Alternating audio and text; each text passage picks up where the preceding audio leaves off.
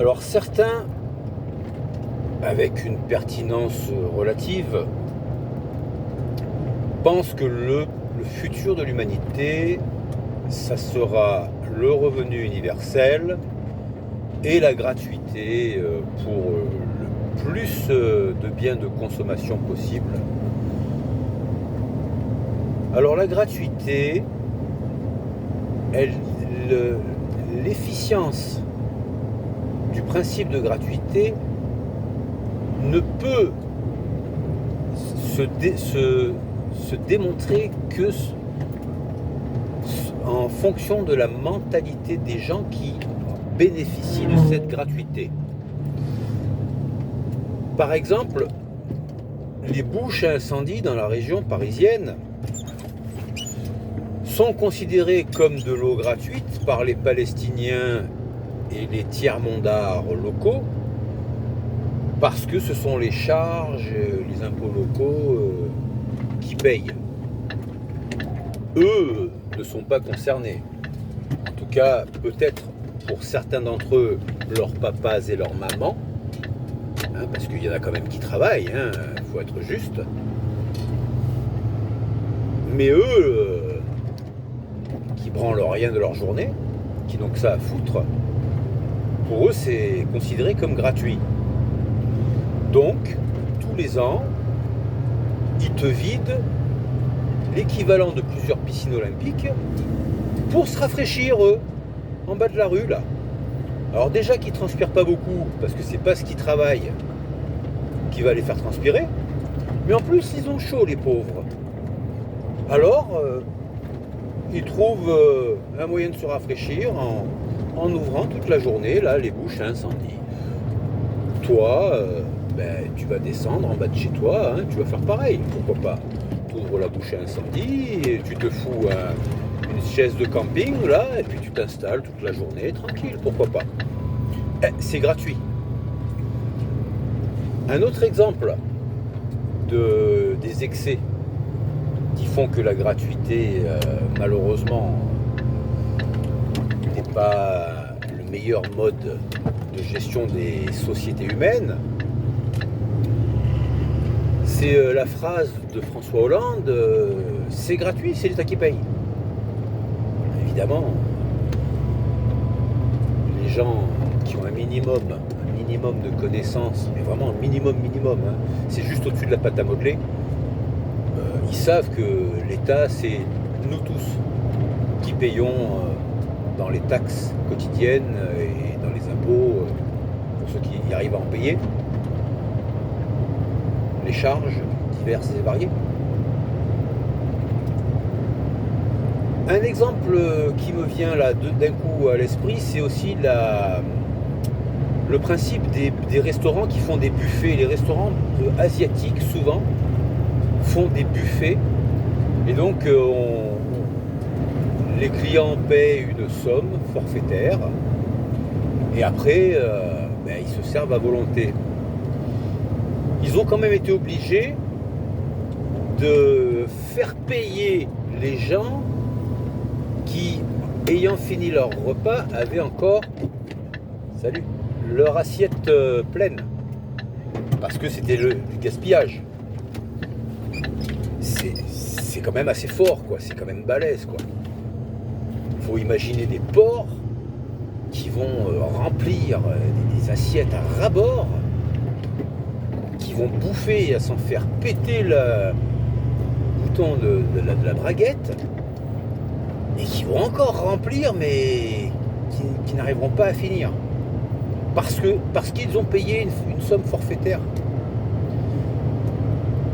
Un exemple en entraînant un autre, je me rappelle très bien de ce restaurateur qui avait eu une commande d'une vingtaine de repas pour des étudiants. Tout se passait merveilleusement bien, tout le monde était content. Et quand même à la fin, les étudiants ont demandé le digestif gratuit et ils ont fini par obtenir le digestif gratuit. Très bien. Et sur la vingtaine d'étudiants qui ont eu leur digestif gratuit, il y en a eu 3 qui ont été consommés Voilà. 3 sur 20 ont été effectivement consommés. C'était offert par la maison. Donc, le principe de gratuité, dans certaines conditions, pourrait être une solution. Mais malheureusement, en France, avec la mentalité des Français, j'imagine mal comment ça pourrait fonctionner, comment ça pourrait ne pas terminer en catastrophe. Après, le revenu universel. Oui, c'est très bien le revenu universel, mais il faudrait qu'il soit universellement versé. C'est-à-dire qu'il ne faudrait pas que ce soit qu'en France ou en Europe qu'il soit versé. Il faudrait que ce soit dans le monde entier qu'il soit versé. Sinon, qu'est-ce qui va se passer?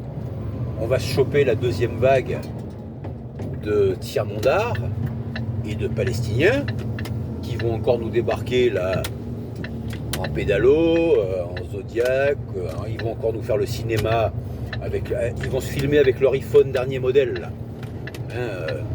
dans 1 mètre d'eau, en train de faire semblant de se noyer, et ça va encore faire chialer les gauchistes. Donc, revenu universel, pourquoi pas? Je serais assez favorable. Mais il y a quand même un problème. C'est-à-dire qu'on va payer des gens à avoir du temps libre. Et qu'est-ce que l'on constate en France parmi les gens qui ont du temps libre? Il y a des gens comme vous et moi qui vont aller faire du sport, qui vont trouver des activités diverses et variées, qui vont trouver un épanouissement personnel, qui vont consacrer de leur temps libre pour les autres. Et il y a ceux qui vont fomenter des complots en vue de faire gagner du terrain à leur obédience religieuse. Ceux-là, on en a déjà qui sont subventionnés par la CAF, on en retrouve même en Syrie.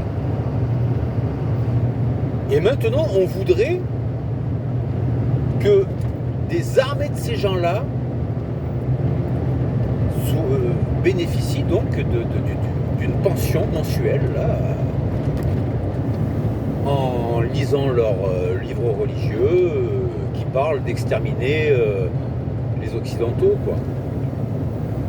Donc, réfléchissez bien à ce que vous allez faire avec ce phénomène de revenu universel, les mecs. Alors, tous ces scénarios ont peu de chances de voir le jour, vu que nous avons une nouvelle croisade. Cette croisade est dirigée vers l'Empire russe. Alors on nous a fait le cinéma avec Donald Trump qui menaçait la paix dans le monde. On nous a fait le cinéma avec l'État d'Israël, qui était le pays qui faisait courir le plus de dangers pour la paix mondiale. On nous a fait le cinéma avec Éric Zemmour, qui devait provoquer une guerre civile en France. Et là, visiblement,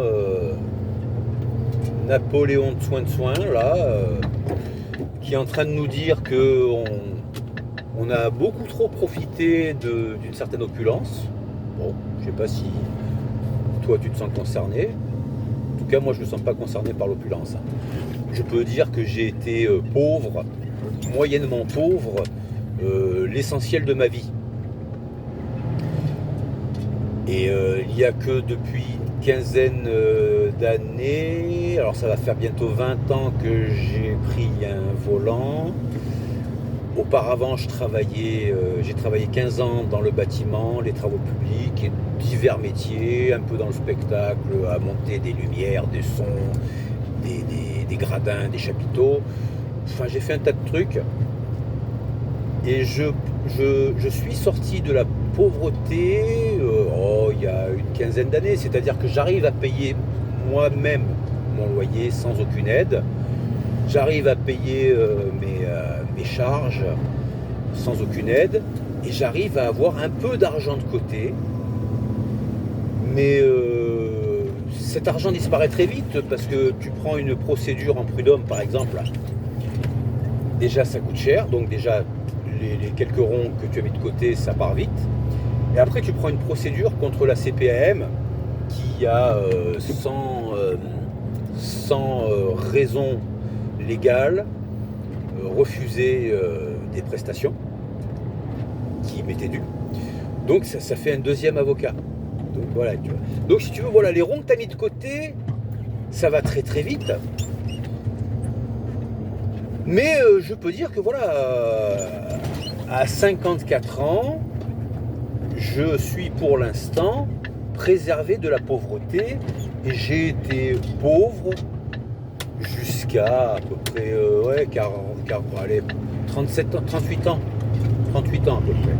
37-38 ans. Alors pauvre parce que je ne pouvais pas, uniquement par mes propres moyens, subvenir à mes charges. Je pouvais payer ma pension alimentaire, okay, je pouvais payer mon loyer, mais après, il fallait un petit peu le coup de main, le petit billet de papa-maman quand j'allais manger chez eux le dimanche, le petit coup de main pour les cadeaux de Noël du gosse, voilà, le petit coup de main pour, je sais pas moi, une panne sur la bécane. Bon, voilà, donc je ne pouvais pas, même en tant qu'adulte ayant fait 24 mois de service militaire pour ce putain de pays d'enculé, qui est toujours travaillé, mais en gagnant des salaires de misère, voilà, j'ai été, moi qui essayais de marcher dans les clous, je me suis efforcé de marcher dans les clous toute ma vie, oui, je peux témoigner que j'ai été pauvre jusqu'à l'âge à peu près de 37-38 ans. Et que j'en suis sorti, j'ai une, je vais dire, on peut pas dire une certaine aisance, mais j'ai arrêté de parler des factures dès le 15 du mois, il y a une dizaine d'années, voilà, vers l'âge de 44 ans. J'ai arrêté avec mon épouse de parler des factures au 15 du mois, il y a une dizaine d'années, voilà. Donc, ne me dites pas que je ne sais pas ce que c'est que la vie en France. Ne me dites pas que je suis incapable de comprendre les gens qui ont peu de moyens ou pas de moyens. Ne me dites pas que je ne peux pas avoir de compréhension vis-à-vis des jeunes. Non, arrêtez, vous ne me connaissez pas. Voilà, les gens qui me critiquent ne me connaissent pas, ne savent rien de ma vie. Donc le minimum, c'est quand on ne sait rien d'un individu, on ne le traite pas ni d'extrême droite, ni de fasciste, ni de privilégié, ni de privilège blanc, ni de privilège masculin et autres conneries. On accorde le bénéfice du doute aux gens qu'on ne connaît pas. C'est le minimum humain et le minimum d'intelligence qu'on peut avoir dans la vie. Voilà, les préjugés, on se les garde, on les plie, on les range. Voilà, j'en finis ici sur le sujet donc de la gratuité comme régulateur des sociétés humaines et sur le sujet du revenu universel. Merci pour les gens qui ont suivi cette vidéo, enfin la personne. Merci à toi si tu as suivi cette vidéo jusqu'au dernier moment. Je sais qu'il y a le son du camion derrière, c'est pas évident, c'est pas forcément agréable à suivre.